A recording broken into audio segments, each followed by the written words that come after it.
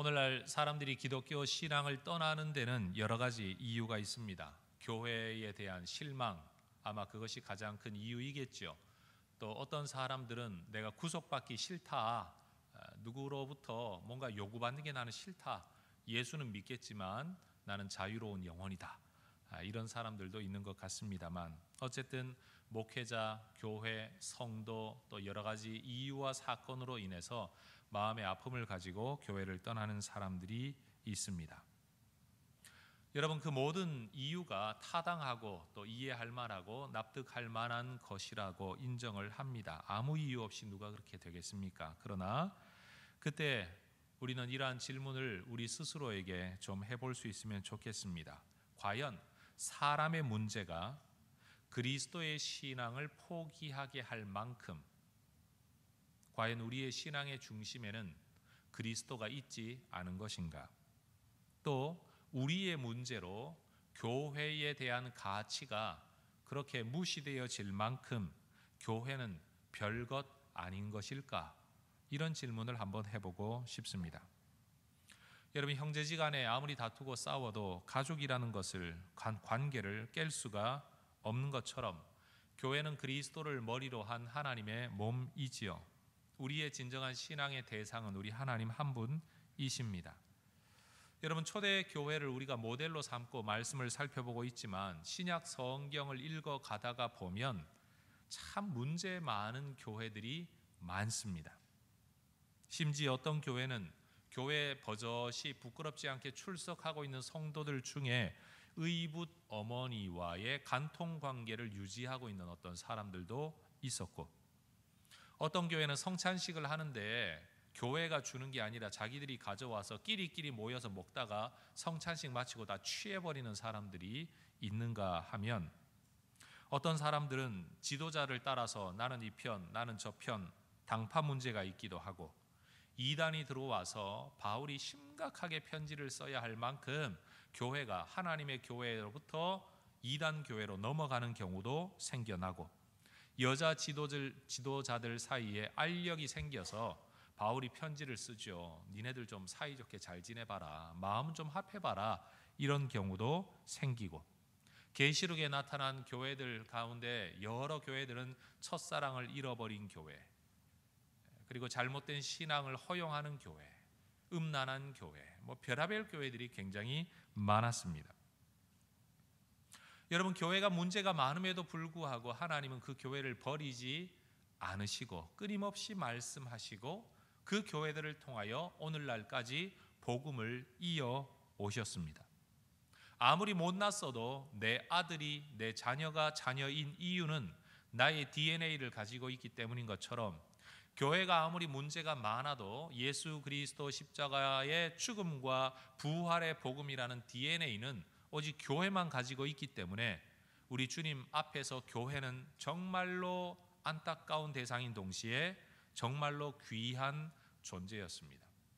하나님께서 버리지 아니한 교회를 우리가 버릴 수 없지요. 하나님께서 포기하지 아니한 교회를 우리가 포기할 수 없습니다. 하나님이 허물지 않는 교회를 인간이 허물 수 없다는 말입니다. 여러분, 부족한 사울을 왕으로 세우신 분이 하나님이시듯이 여러분, 교회가 아무리 부족해 보여도 이 교회를 세운 분은 하나님이십니다.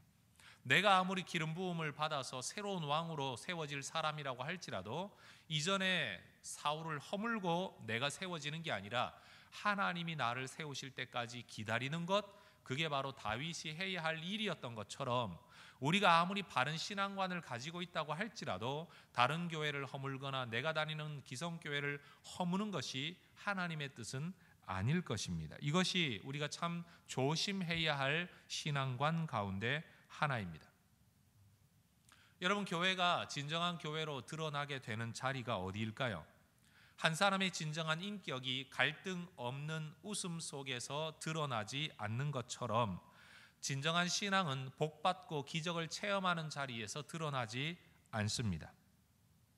오병이어의 기적이 나타난 자리에서 예수님 주는 떡을 얻어먹고 있는 사람이 누가 예수님을 욕을 하겠습니까? 얻어먹는 자리에서는 아무도 욕하지 않습니다. 은혜가 넘쳐나고 복이 있고 기적이 있고 볼거리가 있는 곳, 희한한 일들이 많이 일어나는 곳에서는 아무도 기독교 신앙을 욕하지 않습니다. 하나님을 욕하지 않습니다. 그러나 제자가 진짜 제자로 드러나고 군중이 무리로 드러나게 되는 자리는 기적의 자리, 은혜의 자리, 축복의 자리가 아니라 핍박과 환난의 자리입니다. 평탄한 자리에서는 무리와 제자가 구분되어지질 않습니다. 마가복음을 읽어보면 거기에는 끊임없이 두 부류의 사람들을 엇갈리게 표현하는 단어들이 등장합니다. 예수님을 따라다니는 수많은 무리들, 그리고 그 가운데 특별히 예수님의 말씀을 따라 십자가의 길을 쫓아가는 제자들. 그래서 마가복음은 우리에게 무리로 남을 것이냐 아니면 제자로 살아갈 것이냐를 촉구하는 복음서입니다.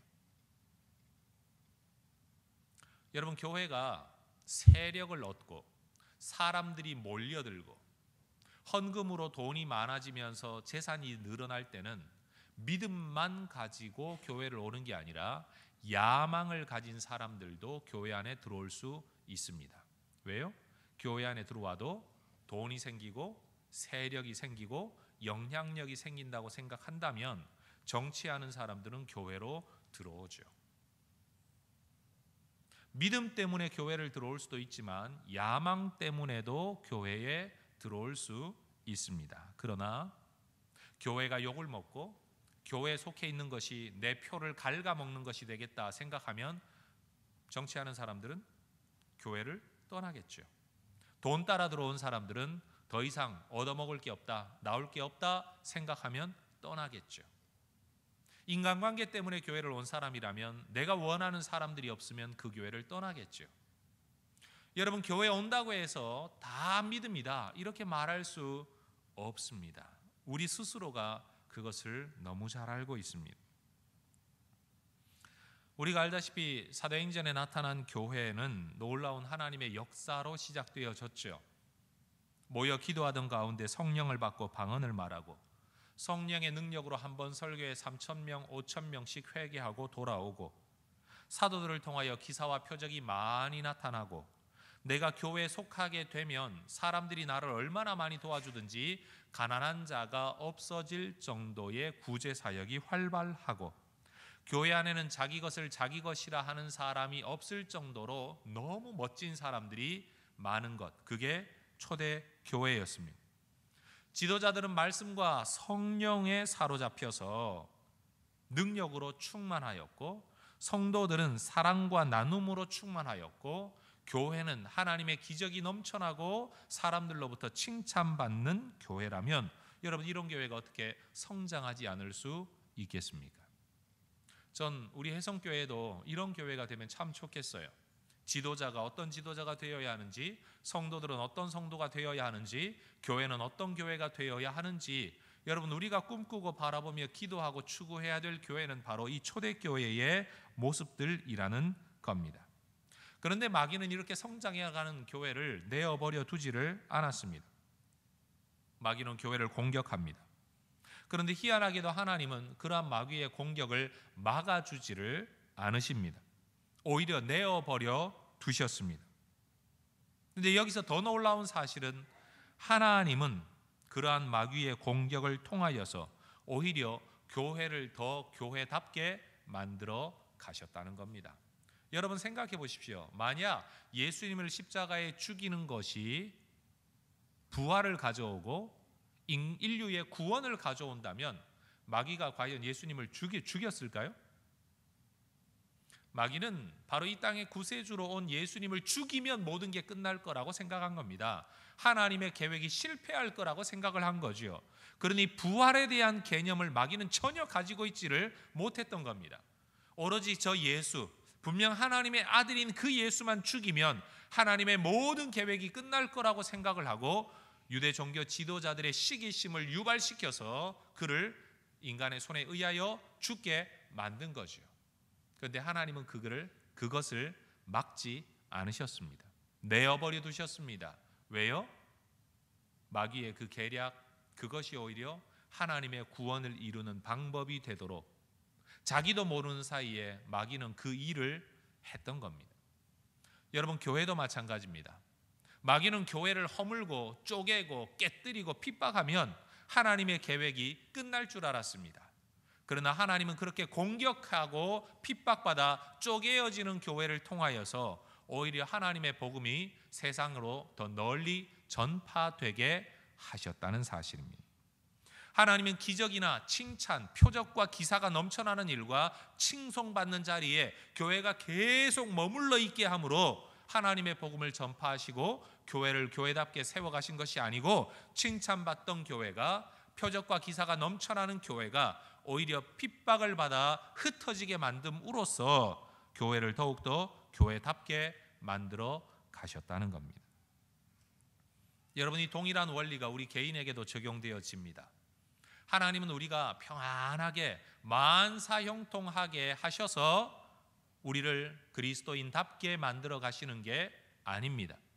오히려 믿음의 사람이 진짜 믿음의 사람으로 만들어지는 것은 욥의 고난과 같은 것이고, 요셉의 환난과 같은 것이고, 야곱의 또 다른 어려움과 같은 이 모든 과정 속에서 믿음의 사람들은 믿음의 사람으로 만들어져 갔다는 것을 기억해야 됩니다. 우리의 외부로부터 기독교 신앙에 대한 공격을 받으면 받을수록, 또 우리의 내부로부터 내가 가지고 있는 신앙의 개념이 흔들리면 흔들릴수록 우리의 믿음이 진짜인지 가짜인지가 더 밝히 드러나게 됩니다. 따라합시다. 갈등 없는 웃음 속에서는 인격이 드러나지 않습니다. 여러분, 아무 문제 없고 아무 갈등 없어서 편안하게 차 한잔 마시면서 웃으면서 세상 돌아가는 이야기를 하고 있을 때는 인격 드러나지 않습니다. 세상 말 그대로 밑바닥이 드러날 때, 사람의 밑바닥이 드러날 때, 그때 그 사람의 인격이 드러나는 것처럼, 여러분, 우리의 신앙은 이렇게 앉아서 예배드리고 있을 때 드러나는 게 아닙니다. 오히려 세상 속에서 문제를 만날 때, 교회 왔는데 교회 안에서 내가 문제를 만날 때, 내가 생각하는 것들이 다 혼란스럽게 엉켜드는 상황을 만날 때, 그때 내 믿음이 어떠한가를 알게 된다는 겁니다. 저는 오늘 표적과 기사가 급격한 성장을 가져왔던 초대교회, 이 교회에 핍박이 찾아올 때에 성도들은 어떻게 이 핍박 앞에서 자기들의 본 모습을 드러내었는가? 이 핍박이 이 교회가 어떤 교회인가를 드러낸 이 상황을 통해서 전 우리 혜성교회가 어떤 교회가 되어야 할 것인가를 말씀 가운데 함께 나누기를 원합니다. 여러분, 초대교회 이후로 지금까지 세상은 항상 교회에 대하여 양면 정책을 써왔습니다. 다시 말해, 세상은 언제나 교회를 향하여 두 가지 얼굴을 보여주었습니다. 첫 번째, 세상에 좀 더 유익되는 일들을 할 때는 언제나 박수를 쳤습니다. 구제하고 어려운 사람들을 돕고 착한 일을 할 때는 끊임없이 박수를 쳤다는 겁니다. 그러나 또 다른 하나의 얼굴, 예수 그리스도를 계속 이야기할 때는 핍박했습니다. 초대교회 때도 그랬고 지금도 그렇습니다. 세상은 교회가 뭔가 많은 세상에 기여를 하면 신문에서도 언급하고 방송에서도 언급해주면서 이 교회를 추켜 세웁니다. 그러나 교회가 그리스도만을 계속 이야기하면 편파적이라고, 종교 편향적이라고, 심지어 신앙을 가지고 있는 사람들이 일반 TV나 아니면 인터뷰하는 가운데서도 하나님에 대한 이야기는 절대 언급하면 안 된다고 그렇게 이야기를 합니다. 심지어 이번 어린이 축제 하는 이 행사도 저희들이 종로구청과 함께 후원을 얻어 일을 하고 있는데, 교회라는 이름을 내걸면 절대 못 도와줍니다. 그래서 우리 교회와 관련되어진 다른 법인체를 사실은 앞세워서 저희들이 이 일들을 행하고 있습니다. 아무리 좋은 일을 해도 교회, 그리스도 이 이름을 앞세우는 것을 여러분, 세상은 원치를 않습니다. 예수님은 유대 종교 지도자들에게 잡히시기 전날 밤에 제자들에게 이런 예언의 말씀을 하신 적이 있습니다.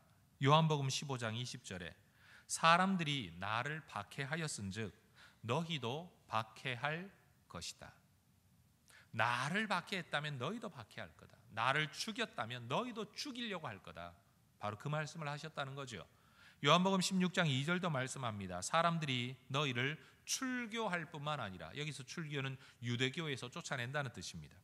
유대인들이었던 예수님의 제자들을 유대교에서 쫓아낼 거라는 거죠. 때가 이르면 무릇 너희를 죽이는 자가 생각하기를 이것이 하나님을 섬기는 일이다. 이렇게 하는 게 하나님 제대로 섬기는 거다라고 말하게 될 것이라고 예언하셨습니다.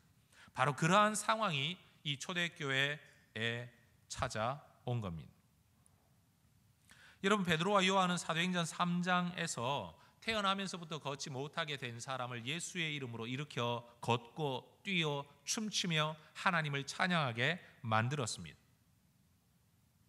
그 뒤에 사람들의 그 호기심 어린 눈빛 앞에서 예수의 이름이 이렇게 낫게 하였다 설교하자 제사장들과 성전 맡은 자들과 사두개인들에 의하여서 붙잡혀 투옥됩니다. 그리고 감옥에 갇혔던 사람들을 풀어주면서 그들이 경고하죠. 사도행전 4장 18절에 그들을 불러 경고하여 도무지 예수의 이름으로 말하지도 말고 가르치지도 말라라고 엄히 경고하고 21절 위협하여 놓아 주었습니다. 너희들이 다시 예수의 이름으로 말한다면 또 붙잡아 드릴 거다. 그때는 무슨 일을 겪을지 모를 거다. 엄청난 협박 속에 이들을 놓아 주었다는 겁니다. 그런데 제자들은 그렇게 놓여놨음에도 불구하고 또다시 예수 그리스도를 전하다가 붙잡혀 들어갑니다.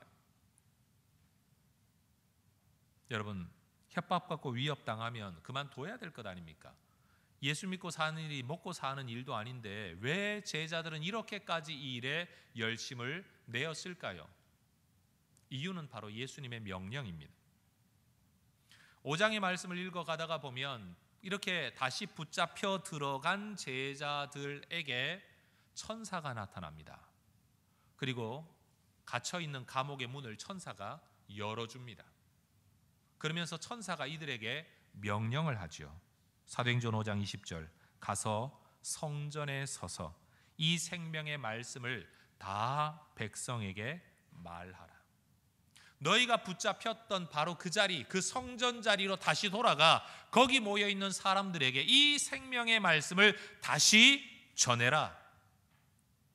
그들이 풀려난 이유는 이제 다시는 이곳에 들어오지 말아라가 아니라 또다시 붙잡혀오는 일이 있더라도 너희는 이 말씀을 전해라.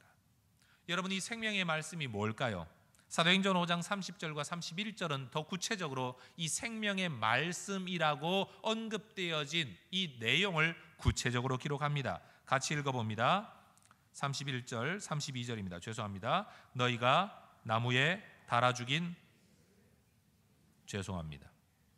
30절, 31절입니다. 시작. 너희가 나무에 달아 죽인 예수를 우리 조상의 하나님이 살리시고 이스라엘에게 회개함과 죄사함을 주시려고 그를 오른손으로 높이사 임금과 구주로 삼으셨느니라. 여러분, 바로 이 구절이 복음입니다. 복음이 뭐냐라고 질문하면 우리는 이렇게 대답할 수 있어야 합니다. 사람들이 예수를 나무에 달아 죽였습니다. 그런데 하나님이 그를 살리셨습니다. 그리고 그를 높여 구세주로 삼으셨습니다. 우리가 그를 믿는다면 회개함과 죄 사함을 주실 겁니다. 여러분, 이것이 복음이에요.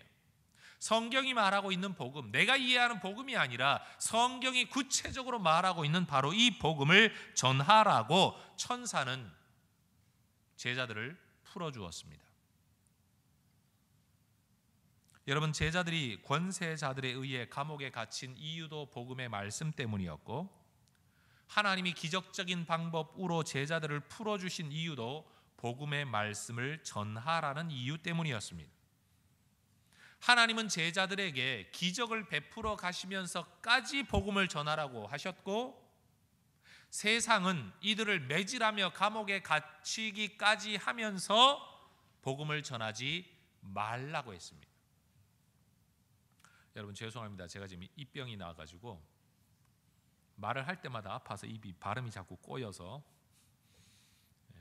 평상시답지 않죠, 그렇죠? 이해를 하십시오. 여러분 다시 말씀드립니다. 하나님은 기적을 베풀어 주시면서까지 이 말씀을 전하라고 하시고, 세상은 감옥에 가두고 매질하면서까지 이 말씀을 전하지 말라고 합니다. 제자들은 이 두 사이에 끼어 있습니다. 어떻게 해야 될까요? 여러분도 잘 아시다시피 제자들은 이 문제를 가지고 고민하지 않았습니다. 제자들에게는 너무나도 확고한 신념, 우선순위의 확신이 있었습니다. 사도행전 4장 19절과 20절을 보면 그들이 갇혀 재판받을 때 베드로와 요한은 이미 이렇게 말했었습니다. 베드로와 요한이 대답하여 이르되 하나님 앞에서 너희의 말을 듣는 것이 하나님의 말씀을 듣는 것보다 옳은가 판단하라. 우리는 보고 들은 것을 말하지 아니할 수 없다.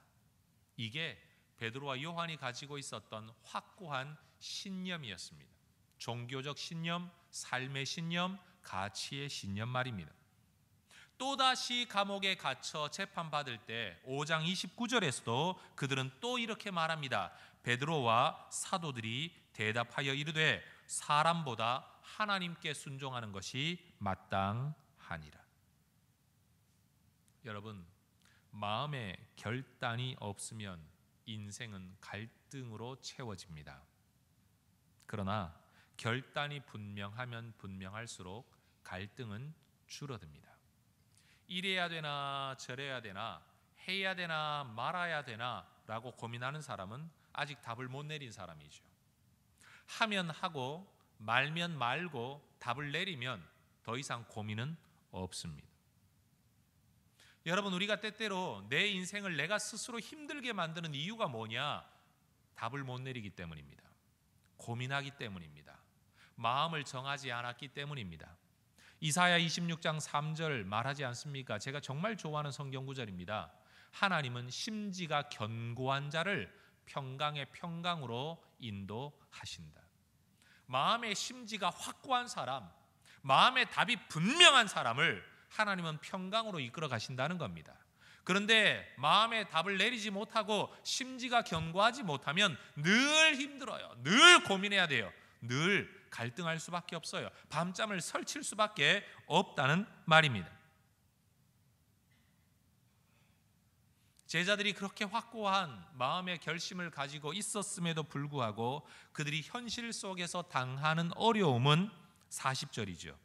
그들이 옳게 여겨, 뭘 옳게 여기느냐? 가말리엘의 제안을 옳게 여겨 죽이지는 말자. 그러나 매질하고 놓아주자. 하나님께로서 났으면 어쩔 수 없는 거고 인간으로서 났으면 저절로 없어질 거다. 이 제안의 말을 받아들여 사도들을 불러들여 채찍질하며 예수의 이름으로 말하는 것을 금하고 놓아줍니다. 여러분, 감옥에 갇히는 것도 몇 번째고 얻어맞는 것도 몇 번째입니다. 그리고 위협당하고 협박당하는 것도 몇 번째입니다.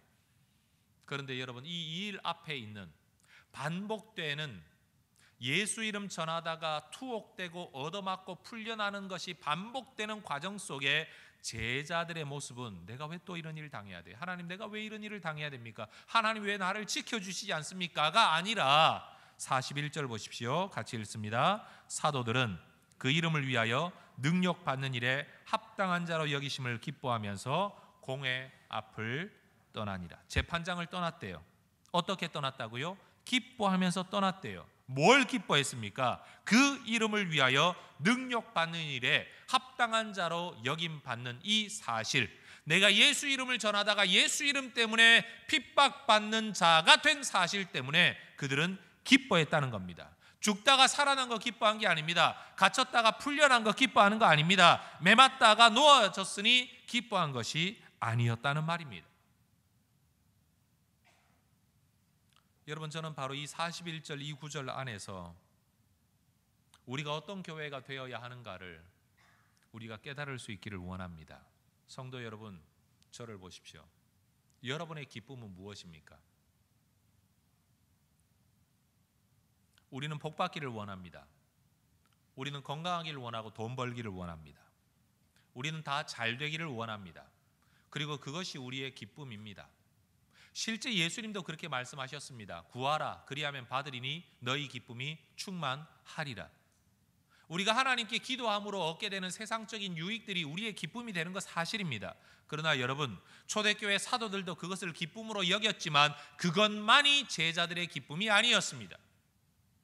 이 제자들에게는, 우리에게는 없는 기쁨이 있었다는 거예요. 교회라면 반드시 가져야 할 기쁨인데 오늘날 교회는 이것을 기쁨으로 여기지 않는 그 기쁨을 제자들은 가지고 있었다는 겁니다. 이것이 초대교회는 가지고 있었으나 오늘날 우리에게는 없는 기쁨. 초대교회는 정말 교회였으나 오늘날의 교회는 가짜 교회로 변질되어져 가고 있는 이유가 되는 바로 그 이유. 여러분, 그게 뭡니까? 바로 예수 이름 때문에 핍박받는 것, 그것을 기쁨으로 여겼다는 사실입니다. 여러분, 예수 이름 때문에 당하는 어려움을 여러분 기쁨으로 여기고 계십니까?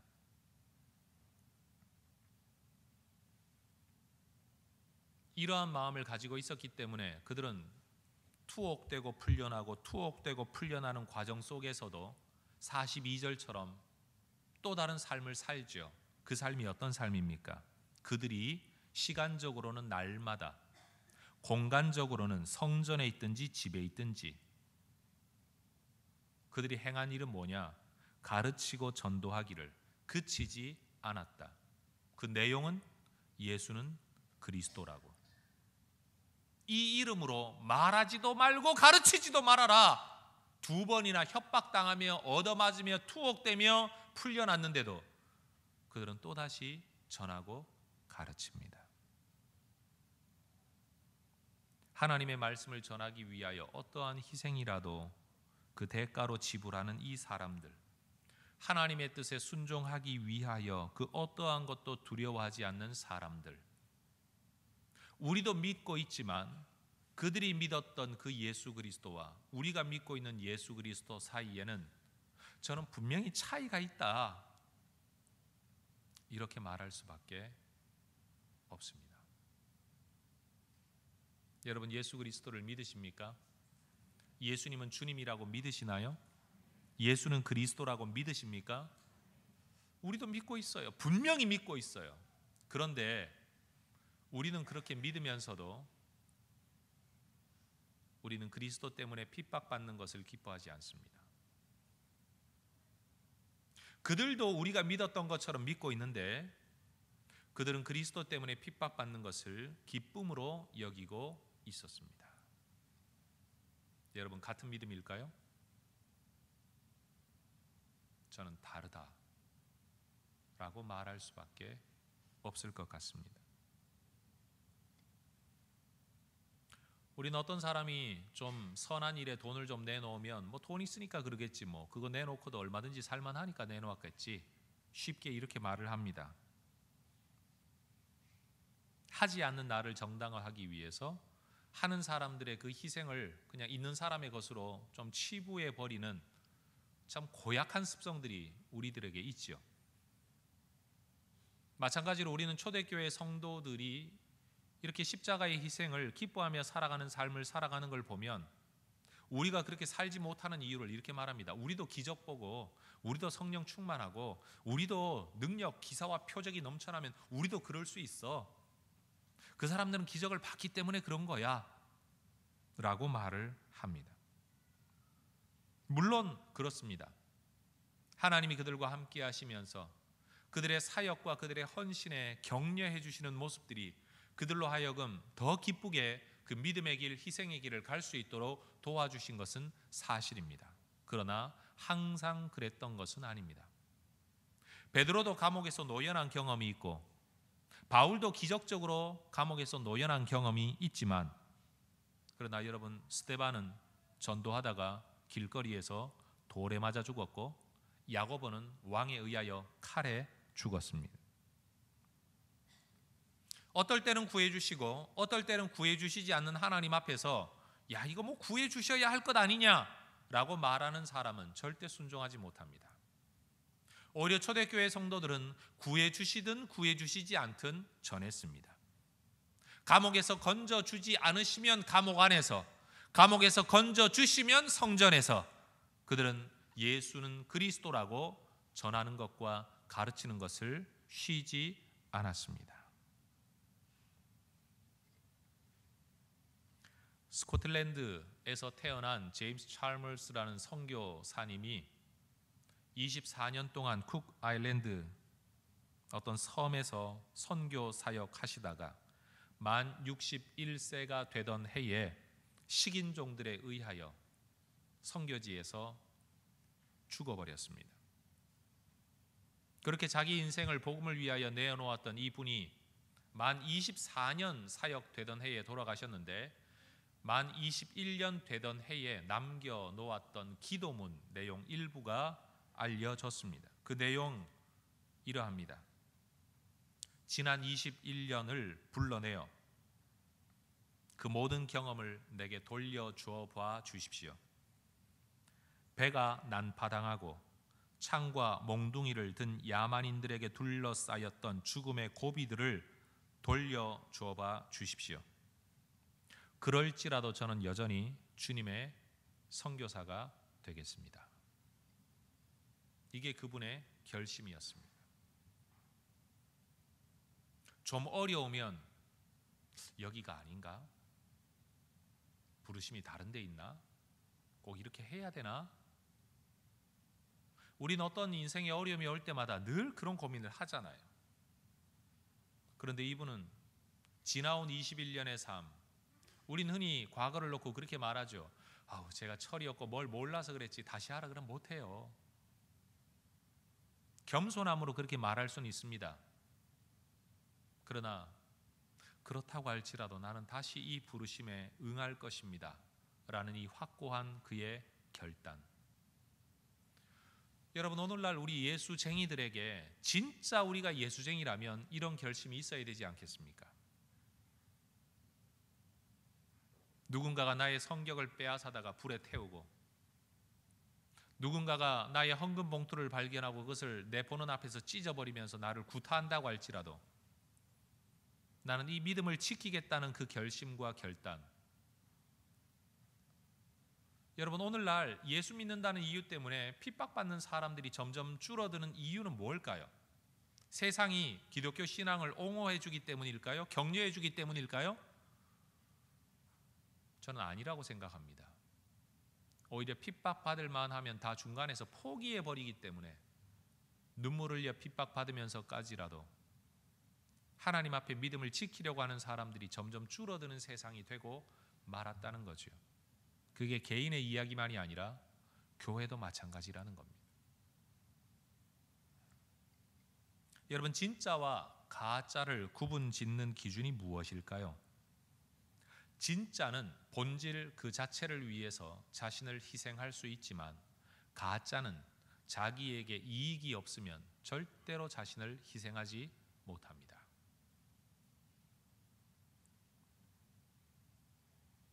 진짜가 아닌 것으로는 당장의 눈속임을 할 수 있을런지는 몰라도 능력을 나타낼 수는 없습니다. 여러분, 아기들 울면 입에 갖다 집어넣는 공갈 젖꼭지 아십니까? 공갈 젖꼭지, 이름도 참 웃겨요. 공갈 젖꼭지, 가짜 젖꼭지 그러면 될 텐데 왜 공갈일까요? 공갈 젖꼭지로는 당장 우는 아기의 울음을 잠시 멈추게 할 수 있을런지는 몰라도 아이의 배고픔을 해결할 수는 없습니다.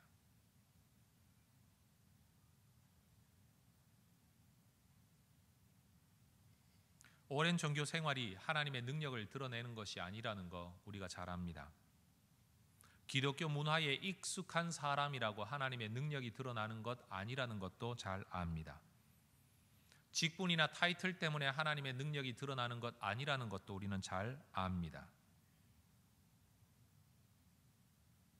여러분, 제가 말하고 있는 능력이 기적을 나타내는 능력을 말하는 게 절대 아닙니다. 진짜 믿음의 내면의 힘 말이에요. 오늘날 이 세상이 젊은이들 가운데 자격증을 많이 요구하잖아요. 그래서 스펙에 목숨을 걸지 않습니까? 필요도 없는 자격증을 엄청나게 많이 쌓아가지고 어떻게든 취직을 해보려고 애를 쓰지만 정작 기업에서 사람들을 볼 때 힘들어하는 이유는 뭐냐? 엄청난 자격증을 가지고 있는데도 불구하고 일하는 현장에 데려다 놓으면 써먹을 수 없다는 사실이죠. 능력이 없다는 거예요. 자격증은 있는데 능력이 없다는 거죠. 심지어 똑똑하기는 한데 회사 생활에 적응을 못한다는 거죠.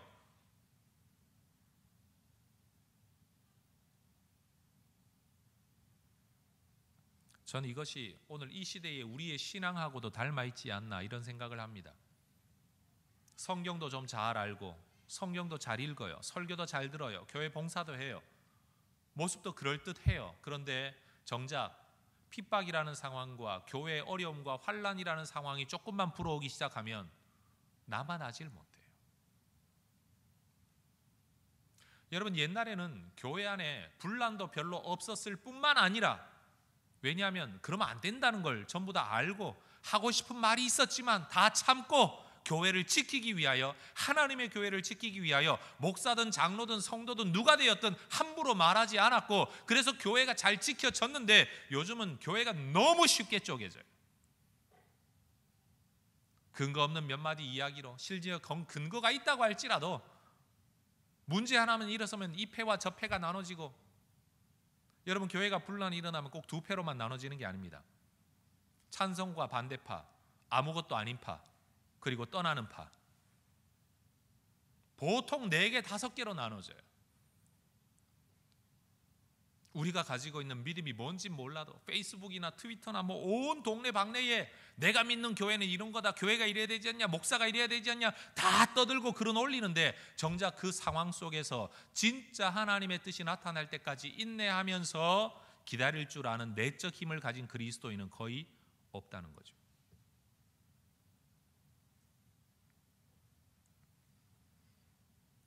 우리 교회 안에도 저를 비롯하여 많은 사람들이 이런 착각을 하죠. 그게 뭐냐? 능력은 기적이다. 기도 많이 해서 병 고치는 능력, 설교 잘하는 능력, 전도 잘하는 능력. 우리는 끊임없이 능력을 이야기해요. 그런데 예수님은 분명히 말씀하셨어요. 주여, 우리가 주의 이름으로 병도 고치고 귀신도 내어 쫓지 않았습니까? 그런데 예수님 말씀하시기를, 나 너희 모른다. 이 불법을 행하는 자들아, 내게서 떠나가라. 세상 마지막 날이 되면 표적과 기사로 너희를 미혹할 일들이 많아질 거다 말씀하셨어요. 그러니 여러분, 초자연적인 능력이 기독교 신앙의 핵심적인 검증 기준이 될 수가 없단 말이죠. 교회가 진짜 교회로 하나님의 영광을 드러내고 하나님의 교회라고 말할 수 있는 검증 기준은 능력에 있는 게 아니라는 거예요. 사람들이 모여드는 데 있는 게 아니라는 거죠. 뭐에 있냐 도대체? 바로 예수 그리스도의 이름 때문에 핍박받기까지 예수가 가장 고상한 가치이냐 아니냐, 바로 여기에 있다는 겁니다. 저는 질문하고 싶습니다. 우리 혜성교회에 과연 이 능력이 있습니까?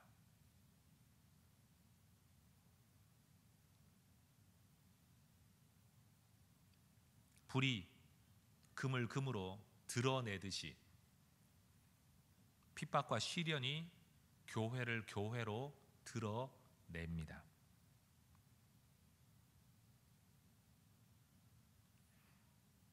여러분, 내 마음에 있는 실망이 내가 누구인가를 드러내 줄 것입니다. 내가 원하는 대로 되어지지 아니하는 상황이 내 믿음이 어떠한 것인가를 우리 스스로에게 알려줍니다. 내가 원하는 일이 일어나지 않을 때도 여전히 내가 하나님을 바라며 하나님으로 기뻐할 수 있다면 우리는 정말 그리스도인이겠죠. 그런데 원하는 일이 일어나지 않기 때문에, 내가 기대했던 대로의 교회가 아니기 때문에 내가 교회를 떠날 수 있고 믿음을 떠날 수도 있고 내 마음이 어그러진다면 우리는 하나님을 믿는 사람들이 아니라 좋은 교회, 내 머릿속에 있는 교회, 내 머릿속에 있는 성직자, 내 머릿속에 있는 어떤 그림을 믿고 있는 사람이라고 말할 수도 있을 겁니다. 여러분은 누구를 믿고 있습니까?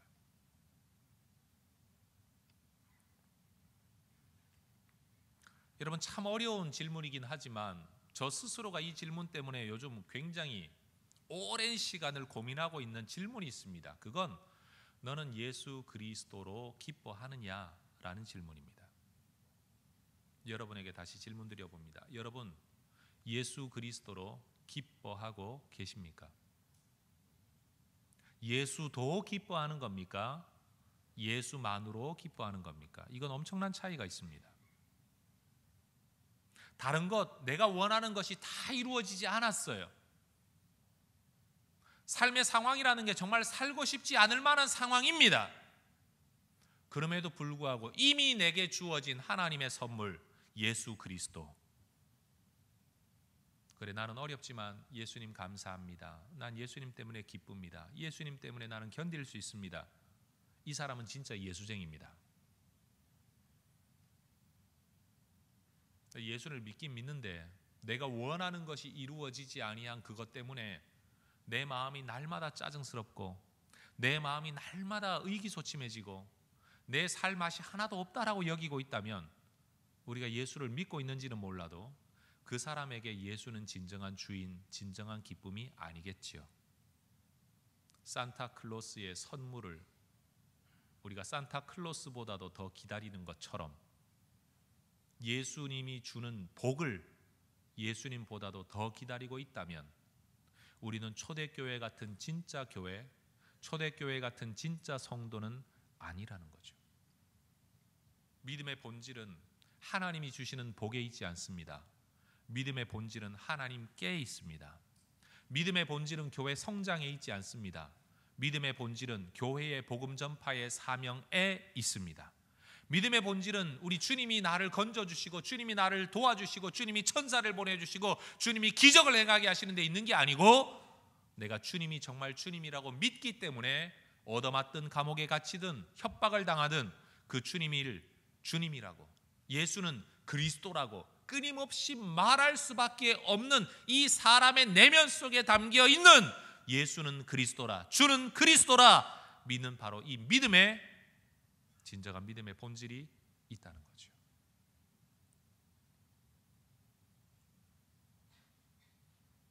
여러분, 교회 건물은 없어질 수도 있죠. 교회 조직은 없어질 수도 있습니다. 깨질 수도 있습니다. 바뀔 수도 있습니다. 심지어 교단, 그것도 얼마든지 바뀔 수 있는 거 아니겠습니까?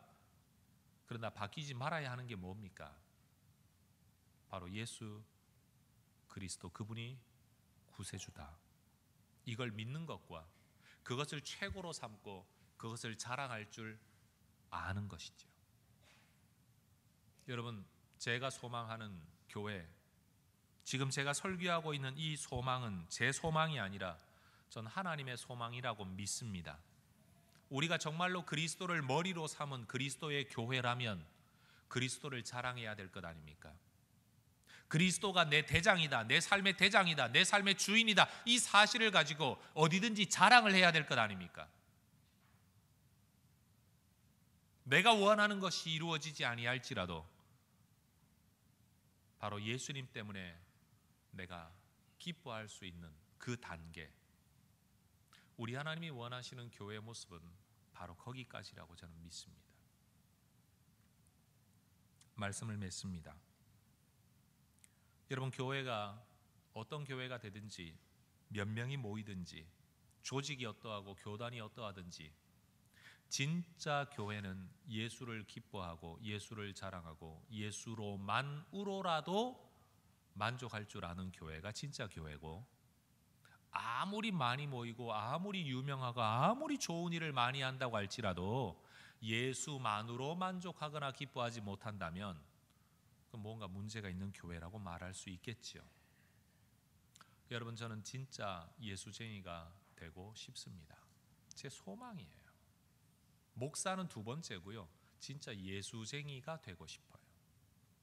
성경이 말하는 그대로의 예수쟁이.